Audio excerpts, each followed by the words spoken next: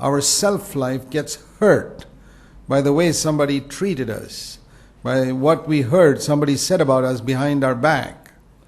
We love ourselves so much. And who are we talking about now? Unbelievers? No. So-called believers who have never understood what it is to take up the cross and put self to death.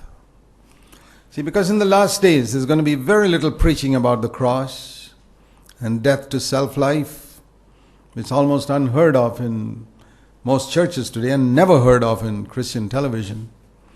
And so, when there's no preaching against death to self, self is going to flourish in the lives of many Christians.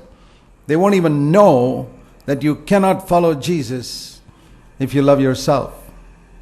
They'll think you can love yourself and follow Jesus. And look at the multitudes of Christians who get offended and hurt and don't even feel that that's a terrible sin. They say, well, somebody did that to me. I have a right to be hurt. Exactly, because you're an unbeliever. You're not a disciple of Jesus. That's why you've got a right to be hurt. If you were a disciple of Jesus, you had no right to be hurt. Jesus was never hurt. When they called him Prince of Devils, they spat on his face. They did all types of things. What does it mean to be a disciple of Jesus? There are very, very few Christians who are going to take up the cross in the last days and follow him. And so it's going to be very difficult to be a true Christian because we are surrounded by people who claim to be Christians, who claim to be filled with the Spirit, who claim to speak in tongues, etc., and who get hurt and get offended or are disturbed because their name was dragged in the dust. Now Jesus taught us to pray, Our Father who art in heaven, hallowed be thy name. Forget about your own name.